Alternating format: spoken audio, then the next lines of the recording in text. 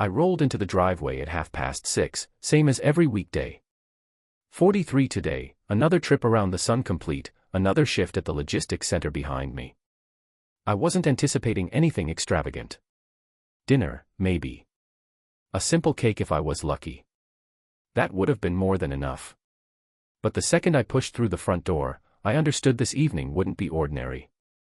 The living room was packed with women, 7, possibly 8, clustered around our dining table with wine glasses in hand and those manufactured smiles that never quite touch the eyes.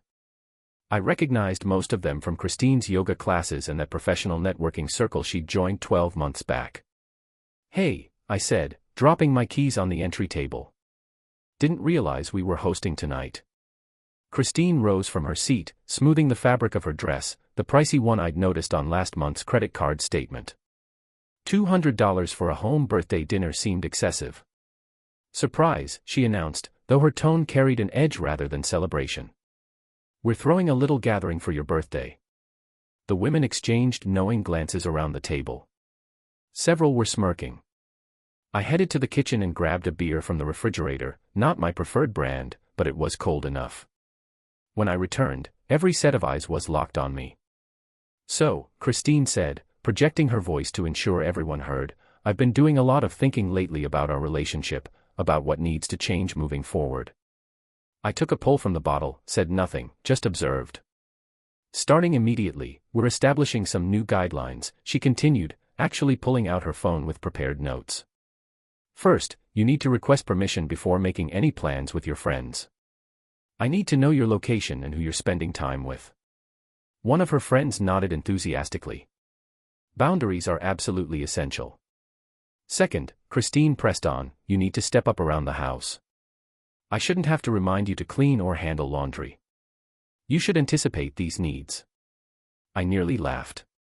I logged 50 hours weekly at the distribution facility.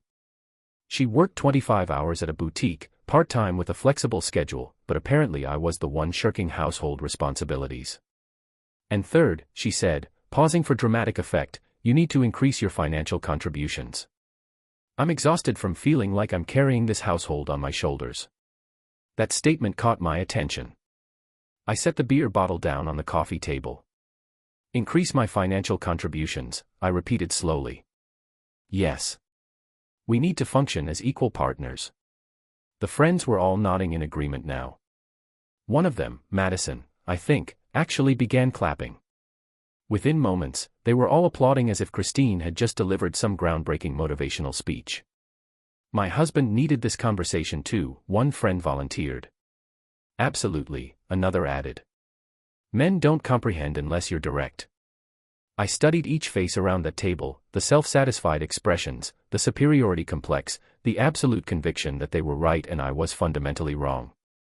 Christine was beaming, feeding off their validation like oxygen. "So," she said, folding her arms, "what's your response? Can you meet these new expectations?" I took another sip, this time longer.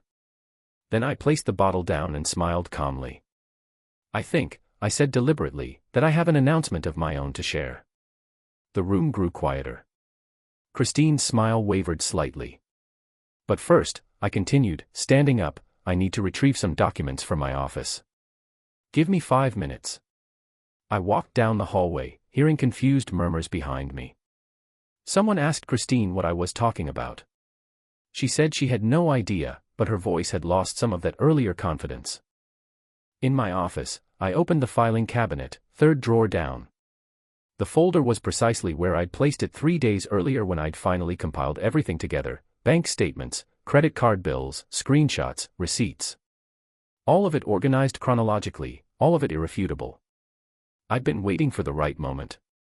I hadn't expected it would be tonight, but Christine had made her choice.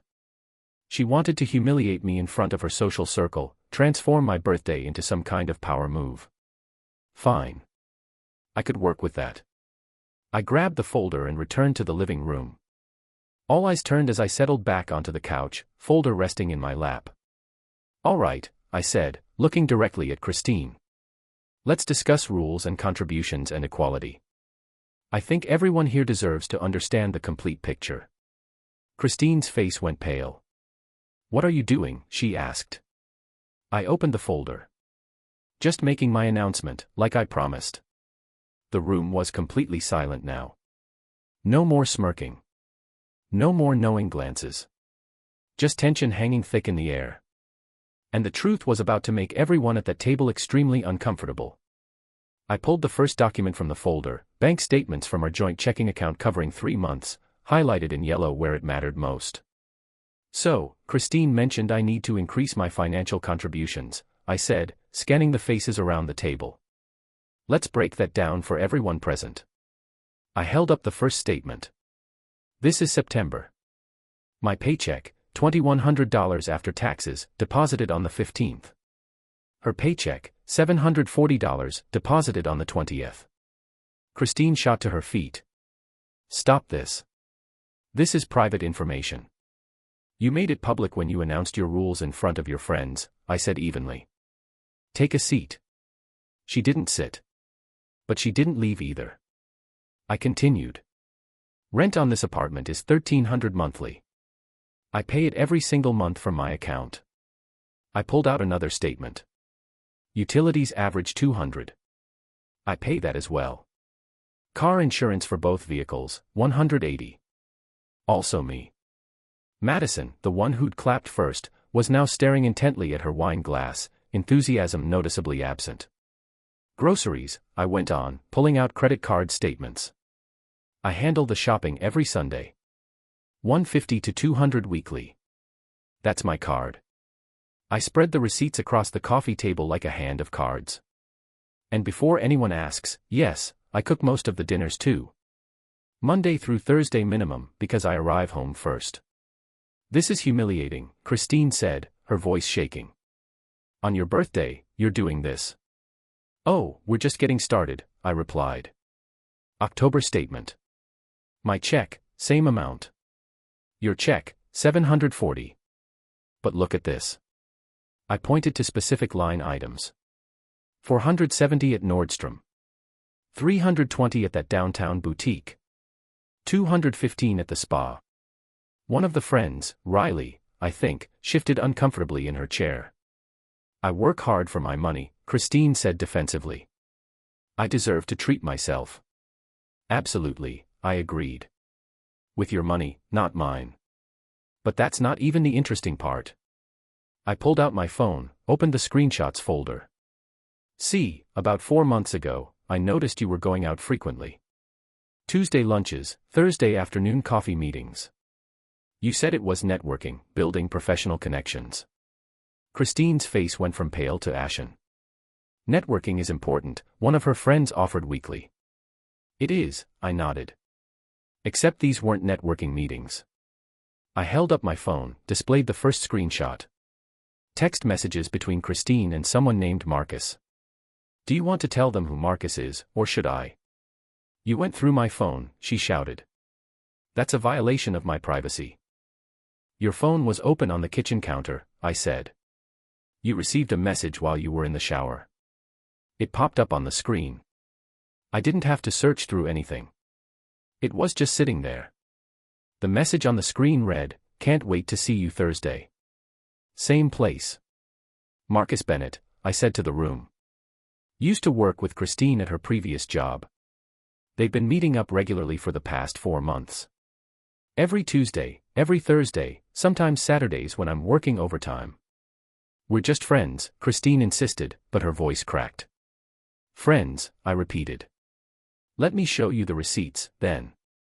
I laid them out one by one. Lunch at Romano's Bistro, $85. Lunch at the Copper Table, $92. Drinks at Harvest Bar, $67. I looked up at her. All charged to the credit card that I pay off every single month. You were using my money to wine and dine your friend Marcus. The silence in the room was suffocating. One of the friends had her hand covering her mouth. Another was staring at Christine like she'd never truly seen her before. It's not what you think, Christine said, tears forming now. We never did anything. We just talked. About what? I asked. Because based on these messages, you spend considerable time complaining about me. Look at this one. I read from my phone. He's so controlling about money. Acts like I'm not allowed to spend anything. Or this one, I continued. Sometimes I wonder why I even married him. He doesn't understand me at all. Or my personal favorite, I said, scrolling down. Marcus gets me in a way he never could. Madison was gathering her purse. I think I should go. No, stay, I said. You were so enthusiastic about Christine's new rules 10 minutes ago. I want you to hear the rest. She froze, caught between departing and staying. I discovered about Marcus 3 months ago, I explained. Initially, I was angry. Thought about confronting both of them, making a scene. But then I realized something. This wasn't about Marcus. This was about a pattern. I pulled out printed screenshots from Facebook, from group chats. Christine has a habit of telling stories, her version of events. To all of you, I'm the villain. The controlling husband who doesn't appreciate her, doesn't support her dreams, doesn't contribute enough. I looked around the table. But none of you knew I pay 80% of our bills. None of you knew she barely works part-time by choice, not necessity. None of you knew she's been meeting up with an ex-colleague on my dime, using my work schedule against me. Riley spoke up quietly. She told us you were always criticizing her spending. I asked her once why she needed a $200 dress when we had a car payment due, I said. That became me being controlling. I suggested we should both contribute equally to groceries. That became me being cheap. This is so messed up, another friend muttered. Christine was crying now, mascara running. You don't understand the pressure I'm under. Trying to build a career. Trying to maintain friendships. Trying to be a good wife. A good wife. I repeated slowly. Let me tell you about being a good spouse. I pulled out the last document, the one I'd been saving. This, I said, holding it up, is a consultation summary from a divorce attorney. I met with him last week, discussed asset division, the timeline, the process. The room went completely still. What? Christine whispered. My announcement, I said, looking directly at her. The one I wanted to make tonight. You wanted new rules for our marriage. Here's mine, there won't be a marriage. You can't be serious, she said. The papers will be filed Friday morning, I continued. You'll be served by Monday. This apartment is in my name.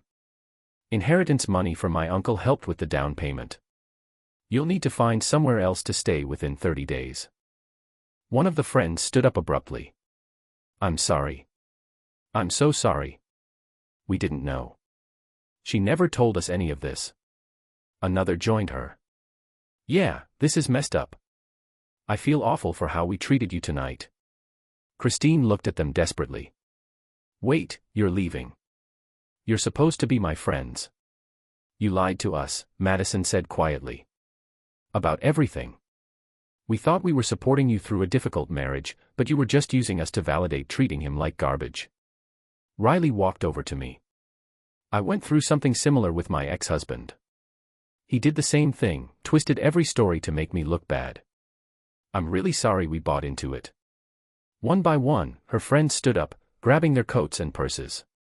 Each one apologized, some more sincerely than others. Within 5 minutes, the apartment was empty except for me and Christine. She stood there, surrounded by empty wine glasses and the ruins of her performance, crying. You humiliated me, she said. No, I corrected. You humiliated yourself. I just told the truth. We can fix this, she pleaded. Counseling, therapy, whatever you want. I closed the folder and stood up. I don't want to fix it. I want it to end. I walked to the guest bedroom, the one I'd been secretly preparing for the past week. My clothes were already in the closet. Toiletries in the bathroom. I'd been ready for this conversation, just didn't expect it to happen at a birthday party. Happy birthday to me, I muttered, closing the door behind me. Through the wall, I could hear Christine crying. I felt nothing. The next morning, I woke to 17 missed calls and 34 text messages, all from Christine. I didn't read them, didn't need to. I knew exactly what they'd say, apologies mixed with accusations, promises mixed with threats. The usual cycle. I got dressed, made coffee, and headed to work like any other Friday. At the warehouse, nobody knew what had happened. That was fine. I wasn't looking for sympathy or advice. Just wanted to do my job and go home. Around lunch, my phone buzzed. Unknown number. I let it go to voicemail. Then it buzzed again. Same number. Third time, I answered. Is this regarding the Bradley residence? A woman's voice asked. Depends who's asking. This is Paige from Sunset Property Management. Your wife called this morning asking about breaking the lease early. I'm calling to confirm, are you both planning to vacate? I almost laughed. No, just her. The lease is in my name only. She has no authority to break it. Silence on the other end, then, oh. She said it was a joint lease. She says a lot of things, I replied. Check your records. My name, my signature, my deposit. She's not on any paperwork. Got it. Thank you for clarifying. I hung up and texted my attorney. She's already trying to mess with the apartment. Might want to send that letter sooner than Monday. He responded within minutes. Will expedite. Should be delivered tomorrow. When I got home that evening, Christine was sitting on the couch, laptop open, tissues scattered around her. She looked up when I walked in. We need to talk, she said. No, we don't. Please. Just 5 minutes. I set my keys down, grabbed water from the fridge. You've got 3. She closed the laptop. I called a marriage counselor. Dr. Sheffield. She has amazing reviews. She can see us next Wednesday. Not interested. You won't even try. Her voice broke. After 7 years, you won't even try to save this. 7 years, I repeated. You know what I did for 7 years. Worked my tail off while you figured out your career. Supported your boutique job that pays minimum wage because you said it made you happy. Covered rent, bills, groceries, everything because you needed time to find yourself. I took a drink of water. And what did you do? Complained to your friends that I was controlling. Met up with Marcus behind my back.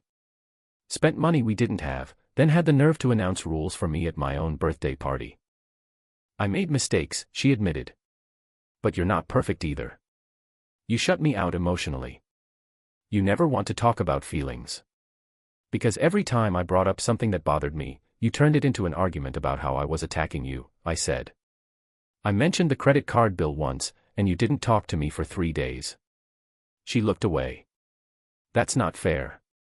3 days of silent treatment because I asked about a $400 charge, I said. You want to talk about emotional manipulation? Start there. My phone buzzed.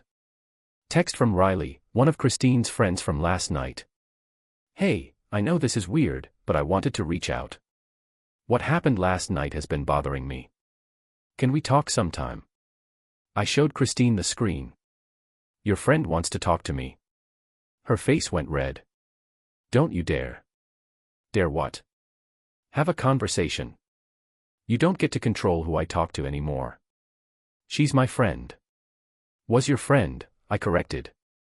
Pretty sure that changed when she realized you'd been lying to her for months. Christine stood up, started pacing. This is insane. You're blowing up our entire life over what? Some text messages. Some lunches. You think this is about Marcus? I shook my head. This is about respect. You don't respect me. Haven't for a long time. Maybe you never did. That's not true. Then why did you feel the need to humiliate me in front of your friends? I asked. Why announce your new rules publicly instead of having a private conversation? Because you wanted them to see you put me in my place. You wanted validation. You wanted to feel powerful. She didn't answer. Couldn't. The papers will be delivered tomorrow, I said. My attorney moved up the timeline. You'll have 30 days to find somewhere else to stay. I'm not kicking you out on the street, but I'm not living like this either. Where am I supposed to go? Not my problem. You've got friends, family. Figure it out. She grabbed her phone. I'm calling my mother. Good idea. Maybe she can explain why lying to your spouse and spending their money on secret meetups is a bad idea. Christine stormed into the bedroom, door slamming behind her. I could hear her voice rising, talking to her mother, crying, painting me as the villain again probably. My phone buzzed again. This time, Madison. I owe you an apology. A genuine one. Can I buy you coffee tomorrow? I want to explain why we were so quick to believe her version of things. I stared at the message. Part of me wanted to ignore it, cut ties with everyone connected to Christine.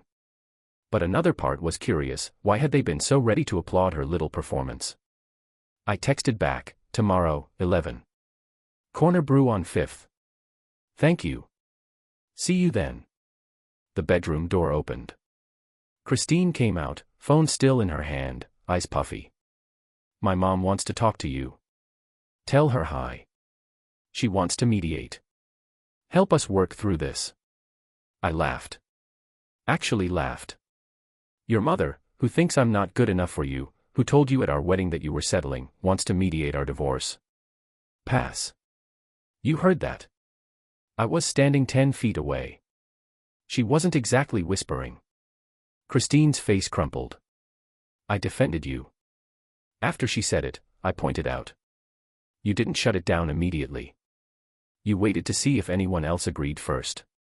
She sat back down on the couch, defeated. I don't know what to do.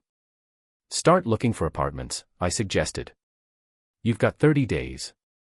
I can't afford rent on my own. Should have thought about that before implementing your new rules. She looked at me with something between anger and desperation. You're enjoying this? No, I said honestly. I'm not. But I'm not losing sleep over it either. This marriage was over a long time ago. We both just pretended it wasn't. My phone rang. Unknown number again. I answered. Hello, is this about Marcus and Christine? A male voice asked. I walked out to the balcony, closing the sliding door behind me. Who is this? Marcus Bennett. Look, I don't want any trouble. Christine called me crying. Said you found out about our lunches. Your lunches. I repeated flatly. Nothing happened, he said quickly. We're just friends.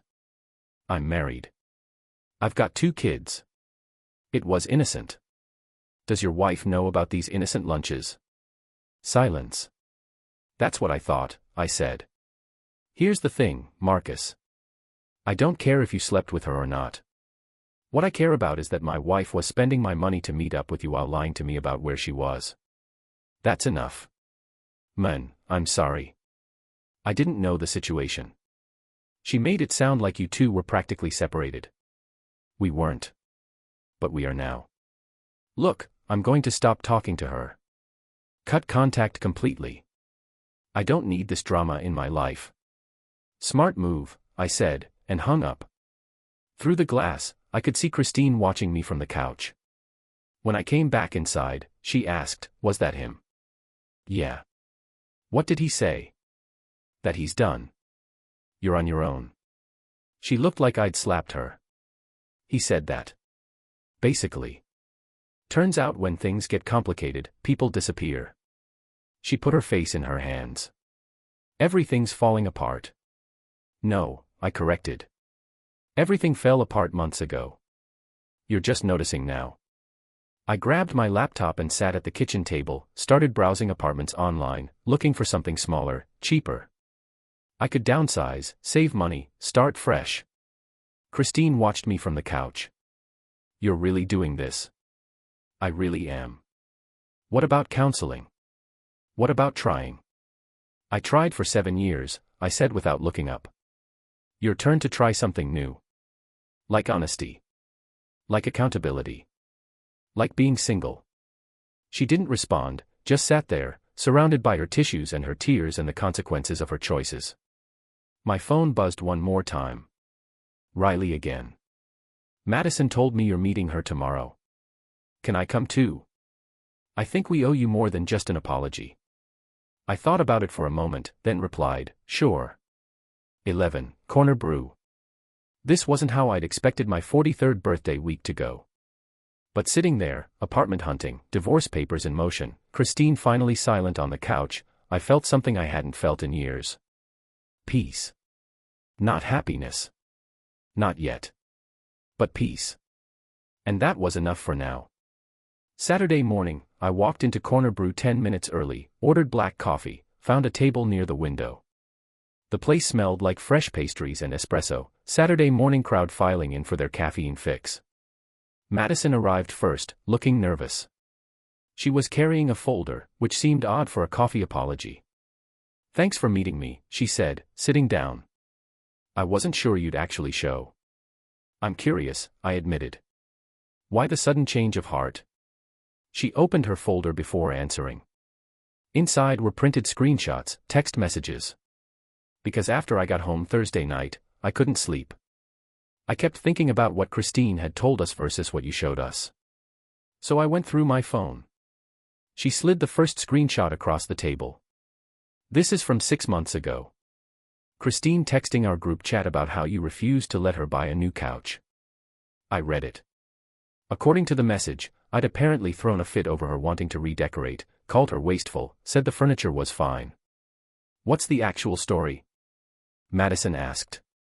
"We needed new tires for her car," I said. "Inspection was due.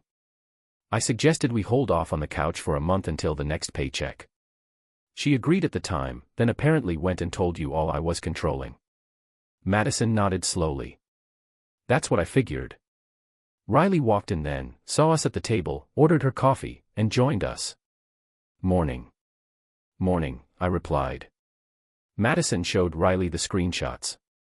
I was just showing him how Christine framed things. Riley pulled out her own phone. "Yeah, I've been looking through old messages too. It's bad. Like, everything she told us was twisted." She showed me another message thread, this one about how I'd supposedly ruined her birthday last year by refusing to take her out to dinner. "I worked a double shift that day because my coworker's kid was in the hospital," I explained. "I came home exhausted at midnight. We celebrated that weekend instead. Went to that Italian place downtown, the expensive one.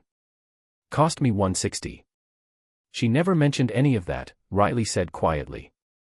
"Just that you forgot her birthday." Madison leaned back in her chair. "This is messed up. We've been enablers. We thought we were supporting a friend through a difficult marriage, but we were just helping her justify treating you like garbage." "Why?" I asked. "Why were you all so quick to believe her version?" Riley and Madison exchanged a glance. Riley spoke first. "Because some of us have been through bad relationships," she said. "My ex-husband was genuinely controlling. Monitored my phone, questioned every purchase, isolated me from friends. When I finally left him, my therapist told me about financial abuse, emotional manipulation, all of it. So when Christine talked about you questioning her spending," Madison continued, "it sounded familiar. Like warning signs we'd been taught to recognize. Except I wasn't questioning her spending," I said. "I was asking her to contribute. There's a difference." "We know that now," Riley admitted. But in the moment, hearing her side, it fit a pattern we recognized. Or thought we did. Madison pulled out another screenshot. "This one's from 3 months ago. She told us you'd started working overtime just to avoid being home with her." I almost laughed. "I work overtime because the distribution center offers time and a half on weekends. I've been saving for a down payment on a house, a bigger place, since she kept saying the apartment was too small." "Did she know that?" Madison asked.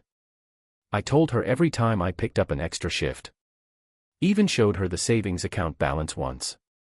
She said it wasn't enough, that we needed more before we could even think about buying." Riley shook her head. "She told us you were hoarding money. Keeping her on a tight budget while you spent freely." "I don't spend freely," I said. "I buy groceries, pay bills, and put everything else in savings. My last personal purchase was a pair of work boots 3 months ago. $42 at the outlet mall." The barista called out someone's name. We all sat in silence for a moment while a college kid grabbed their drink and left. "I need to ask something," Madison said carefully. "The Marcus situation. Do you think they actually had an affair?" Honestly, I don't know, I admitted. Maybe they did. Maybe they didn't. But here's what I do know, she was meeting up with him regularly, lying about where she was, spending money I earned on expensive lunches, and texting him about how I didn't understand her. That's emotional cheating at minimum, Riley said. At minimum, I agreed. And even if nothing physical happened, the disrespect was enough. She chose to confide in him instead of talking to me. She chose to trash talk me to you all instead of addressing issues directly. She chose to humiliate me at my own birthday party instead of having a private conversation. Madison closed her folder. For what it's worth, I'm genuinely sorry. We should have questioned things more. Should have asked for your side. Most people don't, I said. They hear one version of a story from someone they trust, and they accept it. It's human nature. Still doesn't make it right, Riley added. She hesitated, then asked, what happens now? With the divorce. Papers were served this morning, I said. She has 30 days to move out. We'll split what little joint property we have, which isn't much. The apartment's mine. Savings account is mine. She can take the furniture she bought with her credit cards. Where will she go? Her mother's, probably. Or maybe she'll move in with one of her other friends. I looked at them pointedly. Assuming she has any left after Thursday night. Riley winced. Most of the group chat has gone quiet. Nobody knows what to say. A couple people defended her at first, said you were being cruel. But then others started sharing their own stories about things she'd said that didn't add up. Like what? Like she told someone you refused to let her go back to school, Madison said. But you'd mentioned to me once that you offered to help pay for classes if she wanted to finish her degree. I did offer, I confirmed. She said she'd think about it. Never brought it up again. Then apparently it became another example of me being unsupportive. My phone buzzed. Text from my attorney. Papers delivered. She refused to sign initially, but the process server left them anyway. Legal protocol followed. I showed them the message. She's going to fight this, isn't she? Riley asked. Probably. But there's not much to fight over. No kids, no shared property beyond some furniture, no significant assets. It'll be fast and clean unless she tries to claim I owe her support. Spousal support? Madison suggested. Alimony, whatever. She can try, I said. But I've got documentation showing she chose to work part-time. I've got proof I offered to support her going back to school. I've got texts where she turned down full-time job offers because the hours weren't convenient. Riley pulled up something on her phone, showed it to Madison. They both looked uncomfortable. What? I asked.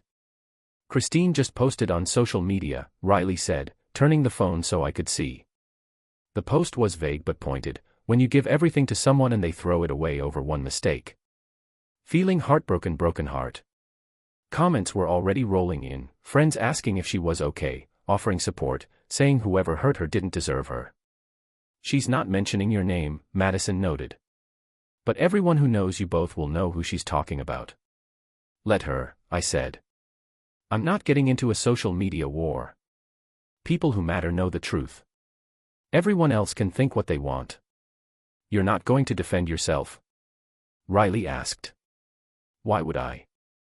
The kind of people who make judgments based on vague social media posts aren't people whose opinions matter to me. Madison smiled slightly. That's probably the healthiest attitude I've heard in a while. We talked for another 20 minutes. They shared more examples of how Christine had twisted situations, painted herself as a victim, positioned me as the antagonist in a story she'd been writing for years. When we finally stood to leave, Riley grabbed my arm gently. Can I ask you something personal? Sure. Do you feel guilty at all? I thought about it honestly. No. I feel relieved. I feel like I've been carrying a weight for 7 years and finally put it down. Good, she said. Because you shouldn't feel guilty. You tried. You more than tried. Madison paid for her coffee and headed out first. Riley lingered. My ex-husband, she said quietly. The controlling one I mentioned. After I left him, it took me 2 years to trust anyone again. 2 years to believe that not every relationship was going to be that way. What made you finally trust again? I asked. Meeting someone who respected me, she said simply. Someone who listened, who compromised, who treated me like an equal partner. And realizing that my ex's behavior wasn't normal, wasn't acceptable, wasn't something I had to endure. I hope you find that too, she added. Someone who appreciates what you bring to the table.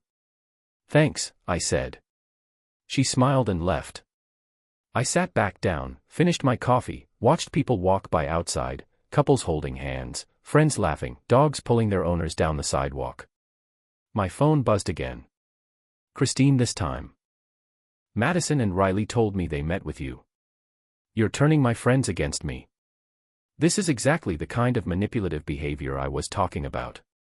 I stared at the message for a long moment. Then I deleted it without responding. She didn't deserve my energy anymore. Didn't deserve my time, my attention, my emotional labor. I stood up, tossed my empty cup in the trash, and walked out into the Saturday morning sun.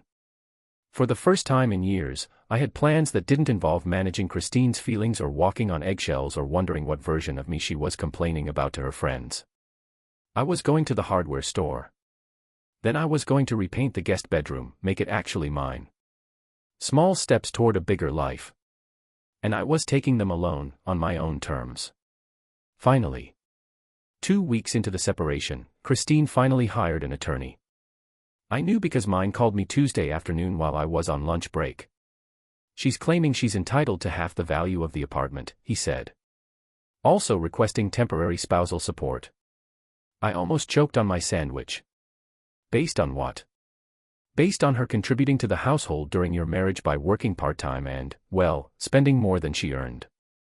Her attorney is going to argue she sacrificed career opportunities to support your household. I laughed. Actually laughed. I have texts where she turned down full-time positions because she wanted flexible hours. I have bank statements showing every cent I put into this place. Good, my attorney said. Because here's where it gets interesting. The apartment was purchased with inheritance money from your uncle. That makes it separate property, not marital. She didn't contribute anything. Not according to the deed and mortgage records. Your name only, your money only. She has no claim. Relief washed over me. What about spousal support? She'd have to prove she can't support herself and that you have the means to pay. Given that she's capable of working full-time and chooses not to, and given that your income is modest, no judge is awarding her ongoing support. So basically, she gets nothing. She gets whatever personal property she brought into the marriage and anything you agree to give her. But legally, she's not entitled to the apartment or ongoing financial support. When's the court date? 3 weeks. But honestly, I expect her attorney will advise her to settle once they review the documentation. He was right. Friday afternoon, my phone rang. Unknown number. This is Christine's attorney, Mr. Walsh. I'd like to discuss a settlement. I'm listening. My client is willing to forego any claim to the apartment in exchange for $10,000 and half the furniture. Counteroffer, I said. $0, and she can take whatever furniture she personally purchased. I have receipts showing what I bought. Silence, then, that's quite firm. It's fair. She contributed nothing to the down payment. She worked minimal hours by choice. She spent money we didn't have on clothes and lunches with Marcus Bennett. I'm not rewarding that behavior with a payout. Mr. Bennett has nothing to do with the division of assets. He has everything to do with why we're getting divorced, which your client conveniently left out when she hired you. More silence. I'll discuss this with my client and get back to you. He called back Monday. She'll accept your terms. She wants to schedule movers for next weekend. Fine.